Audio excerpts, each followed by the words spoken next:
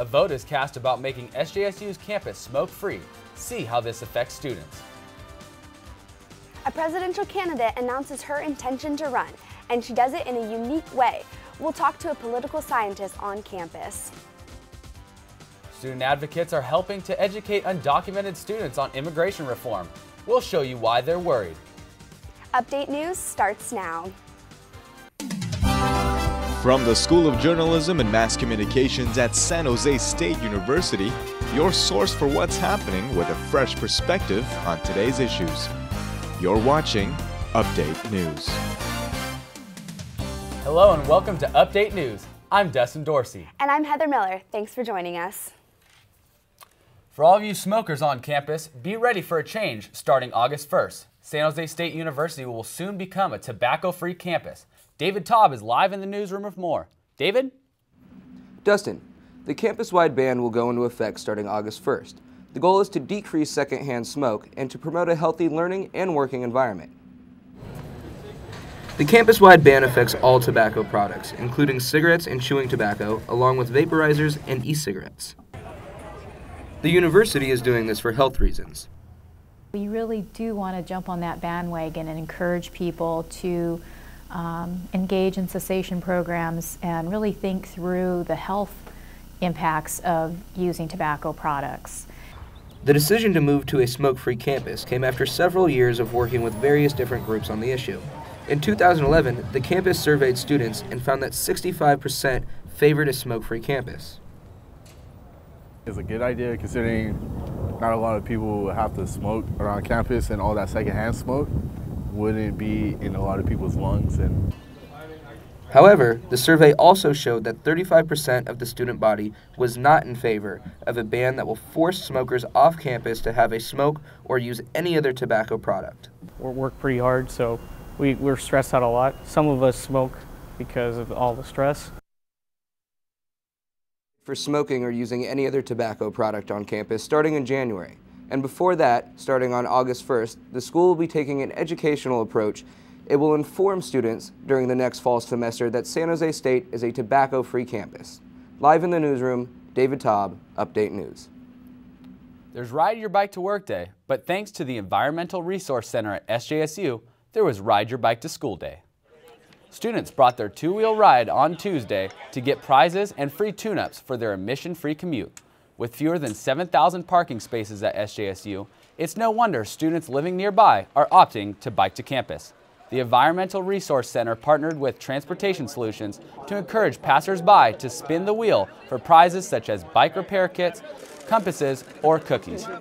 Their mission is to have students ride their bike to school for their health, budget, and of course, the environment. To lower the carbon intensity of using cars and to get to school. And then we also promote things like Bike X, where we allow free tune-ups for people so they're more inclined to ride their school. The next bike day is May 5th, so dust off the rust on your bike chain and burn calories, not fuel. Although she lost to Barack Obama in her Democratic campaign in 2008, the former First Lady and U.S. Secretary of State Hillary Clinton has officially announced that she is running for president in 2016. She declared her candidacy through a video posted on YouTube titled "Getting Started." She said America needs a champion, and she wants to be that champion.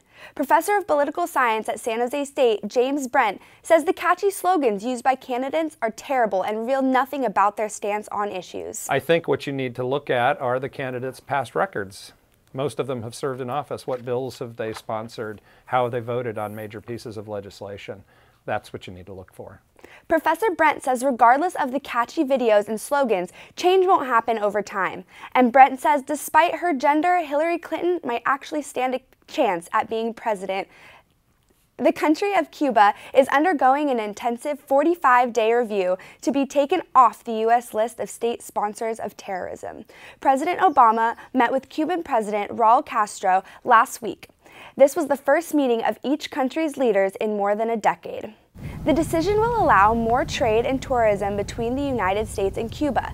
San Jose State political science professor Karthika Sasikumar says she thinks Cuba should have been off the list years ago. The removal of these restrictions is good because it will now allow U.S. financial institutions to deal with Cuba? If Cuba is taken off the list of state sponsors of terrorism, only Iran, Sudan, and Syria will remain. Students who are in this country without documents gathered on campus this week to address stereotypes, rumors, and discover their options. Update News reporter Abraham Rodriguez has been following the story and joins us on campus with more. Abraham? Dustin, undocumented students often find themselves looking over their shoulders. In a meeting here on campus Tuesday, informed them about their rights as temporary residents. Like a lot of young people, Ariana Manzo wanted to go to college. One problem, she is undocumented. So then I didn't realize it was undocumented until I grew older. There was a school trip to San Diego and my mom said you can't go because there's a lot of immigration rounds that they do there and I don't want you to have to go through something like that. Like thousands of other students, Manzo was able to go to college under California's AB 540 bill, which allowed undocumented students to pay in-state tuition. And like more than 70 other students who filled this classroom on Tuesday, Manzo is worried that federal protections that undocumented immigrants enjoy now will disappear. And good luck winning your case without a lawyer, because immigration law... Organized by the Student Advocates for Higher Education, the Forum on Immigration brought attorneys and immigration rights advocates. Students became emotional as they expressed concern. I don't believe under President Obama we're going to have immigration reform, but hopefully by whoever is next, we can have a comprehensive immigration reform. People who arrived in the country before their 16th birthday qualify for benefits, including work permits under a program started by the Obama administration. Recent additions to the program have stopped the deportation of some immigrants that have children born in this country. SJSU professor Joshua Troncoso says immigration reform depends on the political landscape. He says it will be a compromise between three ideas appealing to the liberal, conservative, and business conservative schools of thought. And so what we usually get is an immigration policy that tries to satisfy all three. The problem is that you can really only get two. The Immigration Reform and Control Act of 1986 tried to do that, and we're probably going to see some version of that. A political scientist here on campus tells us that even if Hillary Clinton wins in 2016, a Republican majority in the House could stall any immigration reform, at least until the 2020s. Live on campus, Abraham Rodriguez, Update News. When we come back, a department on campus is being recognized. We'll tell you why. Also, students take their part in learning the significance of a culture on campus. And later, an SJSU MFA photography student showcases his unique gallery to raise awareness. Update News. We'll be back in a moment.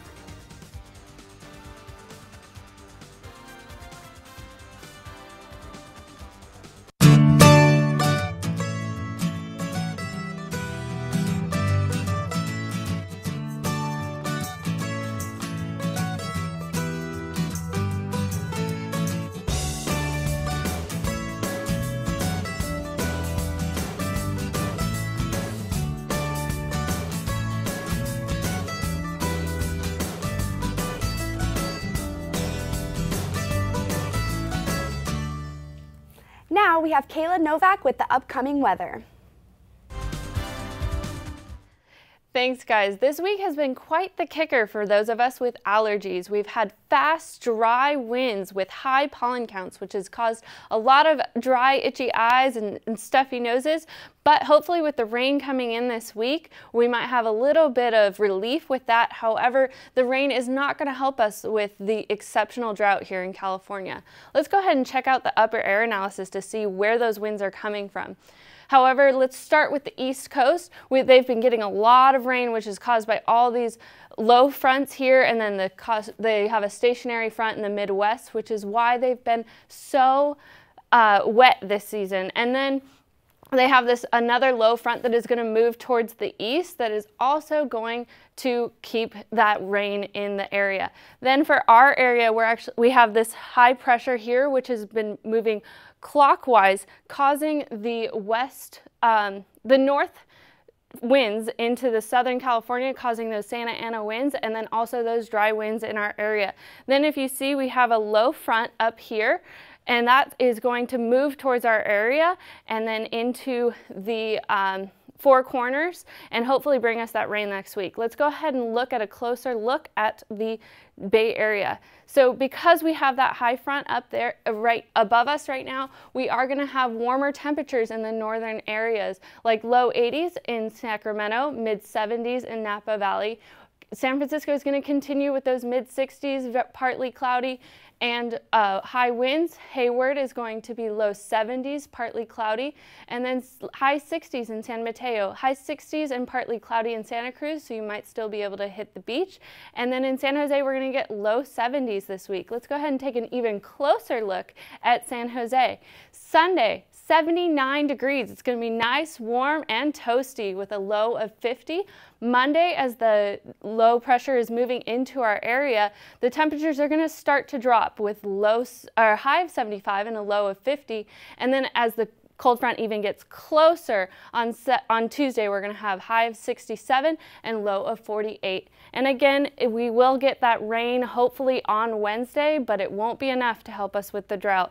Thanks, and back to you in the studio. Thanks, Kayla. The San Jose State campus will be undergoing some changes to the bike racks. The changes are set to be put in place this fall. George Tanner is live on campus with the story. George? Parking a bike on campus will be a different experience next fall. The facility development and operations will have all the bike racks on campus relocated to different locations.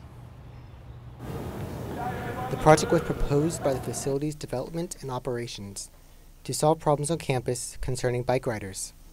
The move is an attempt to make finding bike parking easier and manage traffic of bikes and pedestrians.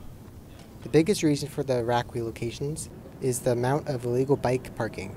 I see signs all around that say don't park your bike here, but as I see those signs, there's about 3 bikes parked there. Bike cages are here to stay. They're not the problem. But illegal parking outside of the cages blocks the flow of bike and foot traffic, blocks handicap rails, and damages poles, benches, and trees. However, not all students see illegal bike parking as a problem. They don't think it's worth the attention or resources to be putting much energy into it. There's many other issues out there that deserve a lot more attention. The facilities department is using the student body to find the strategic places to move the bike racks. Brandon Alvarado rode around campus this week, documenting where bikes were illegally parked. He is the only student assistant for the facilities department. I have noticed so far that the campus planning board meeting does not have hardly any student involvement on it, and the students is the biggest population on this campus that this bike rack issue concerns. The campus development board meetings are on Tuesdays at 12:30 at Dudley Moorhead Hall, room 158. Bike racks on campus find a new home this summer. The goal is to make campus safer for everyone. On campus, George Tanner, Update News. Thanks, George. Big honors for a department on campus. The advertising department brought home first place in the National Student Advertising Competition. This is where the advertising students drum up creative ideas at San Jose State. And this year, they came up with a winner. 8 students and Professor Tim Hendrick took top honors in the regional competition for student advertising. It's a national student competition hosted by the American Advertising Federation, and every year a client sponsored the competition, and this year our sponsor was Pizza Hut. San Jose State took first place in the competition for their Pizza Hut ad. The project took 6 months to complete. They competed against several schools, including Fresno State and UC Berkeley. While SJSU only participated with 8 members on their team, some competed with over 30. This is the first time in 31 years that SJSU has taken home first place. Knowing that every person involved that helped bring home this trophy, we all played a part, we all held it down, and we brought home glory to San Jose State. Professor Tim Hendrick oversaw the project. He understands how big of an accomplishment this is for his students. I said originally that they were all going to become different people by the end of this period that we went through for roughly about 6 months, and they've all grown more than double. The trophy is proudly displayed in the advertising room in DBH. Winning has allowed the school to be qualified for the national competition. The San Jose State advertising team will continue to work for the chance to participate in the NASC competition in Las Vegas this summer. We have Brenda Norrie with some arts and entertainment. What's been going on this week? Hi, Heather. SJSU's International Week gave students a glimpse of different cultures. The Sikh Student Association hosted a special event to highlight an important symbol in their culture. Rebecca LaPena has the story. Members of the Sikh Student Association prepared colorful turbans Wednesday as students patiently waited to have their head wrapped. The Smith and Carlos lawn was filled with students eager to learn about the Sikh history and culture. We do this because it promotes diversity and it brings awareness to our religion, Sikhism. Turban Day is an event held by the Sikh Student Association in order to teach the public about their culture. Everyone was welcome to get their own turban tied and learn its significance. And students who wear turbans every day could share their stories. Where we were misidentified as terrorists because terrorists like bin Laden and others, they wear turbans. Even though the reason why they wear turbans have no religious significance at all. Turbans represent equality because everyone is allowed to wear one. Members of the Sikh Student Association were also encouraged to wear Indian attire to showcase their cultural fashion. Free food and refreshments were provided to give students a taste of their culture. Well, this is an international campus, international community, and it's wonderful to learn about others' cultures. So I'm happy to be a part of this and learn a little bit about Sikhs. The Sikh Student Association celebrates Turban Day every semester. If you missed out, be sure to mark your calendars for the fall celebration. Live on campus, Rebecca LaPena, Update News. Obsessive-compulsive disorder is challenging to live with, and many people don't really understand it. MFA student Dan Fenstermacher showcased his photo series this week to raise awareness of the realities behind OCD. Jennifer Gonzalez has the story. Inside the SJSU Art Gallery, some personal stories are being revealed. What it's like to live with obsessive-compulsive disorder. Photographer and MFA student Dan Fenstermacher is presenting the struggles in an intimate way. Photographs. It's not just about being clean and organized. It can be very debilitating. He wants to expose OCD in its true form. And there's a lot of amazing people, as the ones pictured in here, that have really overcame their demons and their troubles with OCD. And it's really inspiring. And it's really inspired me to share my story. In the U.S. alone, more than 3 million people have OCD, but less than 10% are in treatment. One of those being treated is the photographer himself. I'm no longer embarrassed about OCD. I'm no longer ashamed of the scars on my back from the anxiety from scratching. So it's been really freeing and kind of therapeutic for myself. Fenstermacher feels the need to contradict misleading stereotypes. He asked his subjects 6 questions to understand their anxieties. I'm really trying to show an authentic, genuine persona to people that have OCD. Not just somebody that cleans their hands or checks their locks, but other issues like, aversion to noises or perfectionism or worry about their pets. Fenstermacher hopes that his efforts to show the real challenges of OCD will help people with the disorder. If you or anyone you know is struggling with OCD, check out the International OCD website. On campus, Jennifer Gonzalez, Update News. San Jose State's Cultural Heritage Center is celebrating Asian and Pacific Islander Heritage Month. The center is sponsoring an art exhibit to showcase the Islander arts and cultures. The exhibit is titled Art and Cultural Heritage Through the Eyes of a Taiwanese American. The exhibit is featuring Monica Shu's paintings and artifacts from Taiwan. As a painter and artist, Shu seeks to preserve traditional Taiwanese culture through her unique oil paintings. In addition to preserving Taiwanese culture through her artwork, Shu creates pieces depicting Western culture. We have very large Asian American students here on campus, and so I think it's important, to showcase that part of culture. The Cultural Heritage Center changes its exhibits depending on each National Heritage Month. The Asian and Pacific Islander exhibit will run through the end of the semester. It's located on the 5th floor of Martin Luther King Jr. Library. That's all we have for arts and entertainment. Great, thanks Brenda. When we come back, we'll take a look at a day when some new students were introduced to campus. Also, the future of San Jose athletics took to the field with current Spartan athletics. And later, the San Jose Sharks may be looking at a change in coaching staff. Update News will be back in a moment.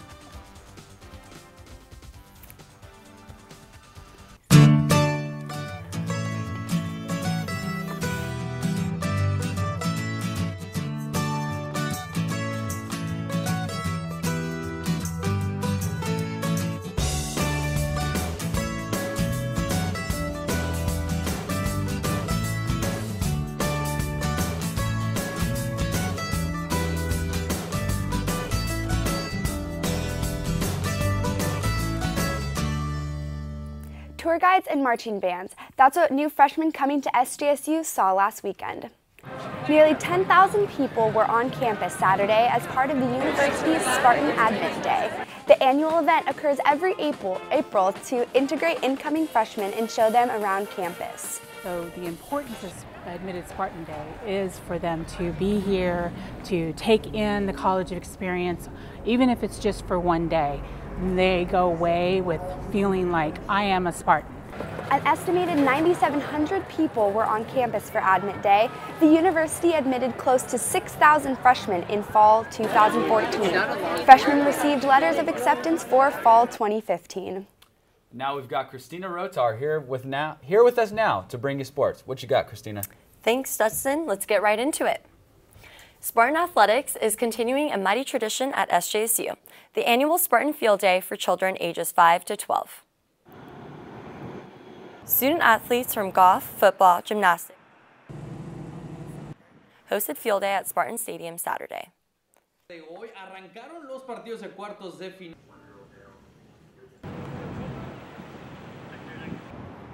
Student athletes from golf, football, gymnastics, cheerleading, basketball, and soccer hosted Field Day at Spartan Stadium Saturday. It's just fun, like giving back and just seeing the smile you can put on a kid's face when you do something like this.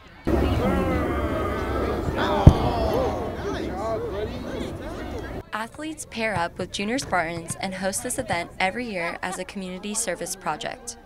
Each child that attends the Field Day becomes a junior Spartan member and receives free admission to future home games. Really connects us to the community, really is an outreach. You know, we're trying to get our name out there in the community and really reach out to all the kids and to show them that, you know, we're here for them and we want to encourage them to get involved in sports. This year's Field Day also focused on children living with autism. I have 2 girls with autism as well, so we came out to join. This is Jessica and this is Taylor Odom. And we came out to learn more about health and fitness. Athletes teamed up with the Autism Tree Foundation Project and dedicated the first hour of the event to children with autism. There's a great interaction between the two. It can break down barriers, perceived barriers of maybe athletes or of loud noises coming to games, intimidating situations, and we've seen it work. This is the 5th annual Field Day. Spartan athletes hope to continue the event for the young San Jose community for many years to come. The Sharks held their annual locker room cleanout on Wednesday at Sharks Ice. Following a 40-33-9 record, the Sharks missed the playoffs for the first time since 2002. Wednesday gave an opportunity to players and management to try to explain what went wrong. Heading into the event, there was speculation that head coach Todd McClellan may part ways with the Sharks organization. The answers you guys are looking for today, I'm not going to be able to give them to you. I need a little more time. I'm sure the organization needs a little bit more time, so that takes care of that right off the bat. I think it'll be... We're done, aren't we? McClellan said his future with the team should be decided. His family as well in here, you know, but we'll see what happens, yeah. McClellan said his future with the team should be decided before April 24th when he coaches Team Canada in the World Championships. The San Francisco Giants will be extending their partnership with Telemundo 48 as their official Spanish-language broadcaster. For the first time, the channel will offer a half-hour sports program called Telemundo Deportivo Edición Gigante. The host will be Giants Spanish-language broadcaster Aaron Higueros and Telemundo 48 sports anchor Gabriel Sotelo. Sotelo says Telemundo hopes the program will strengthen the relationship with the Giants' Hispanic fan base. What we want to do is give them an in-depth look of what the player goes through day to day, one-on-one interviews, stats, the best plays. So we're really looking to connect with the Hispanic viewership and all the fan base for the Gigantes here in the Bay Area. The program will air once a month on Sundays at 5:30 p.m. on Telemundo 48. The San Jose State baseball team are just past the halfway point in its season. Update News reporter Dustin Dorsey takes us out to the diamond to update us on how the team is doing.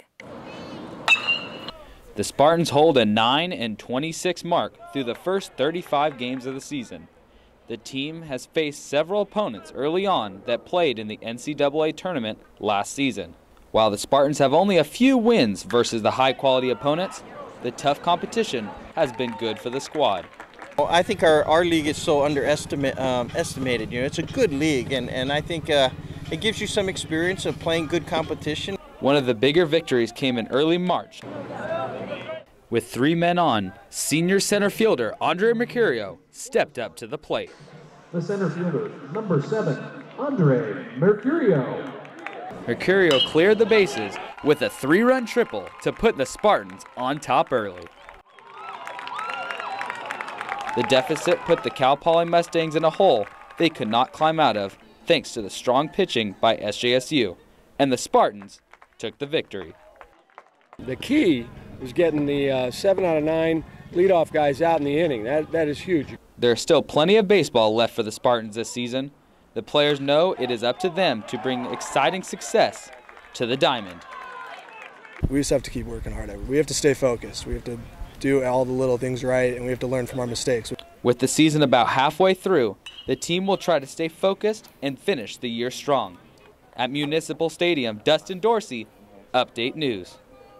And that's all I have for sports this week. Thanks, guys. Thank you, Christina. Now let's check in with Spartan Daily reporter Raven Swain to get a preview into the upcoming Spartan Daily issues. Thanks, Dustin. Next week, the Spartan Daily has some exciting news coming up. We have coverage of the Associated Students election debates, Coyote Creek Howl, and Earth Day speaker Tia Nelson. Boxer Ryan Rulin will be making a feature in the sports section. A&E will cover Pinup Productions and the Kurt Conham Fear Festival. For opinion editor Beverly Ukpabi will discuss motivation behind self-images in her column Alluring Essence, and Destiny Palacios will tackle fracking in her You Oughta Know column on Earth Day. Don't miss it. From the Mac Lundstrom Newsroom, I'm Raven Swain. See you later, Spartans. And that's all we have for this week's edition of Update News. From all of us here, thanks for joining us. See ya.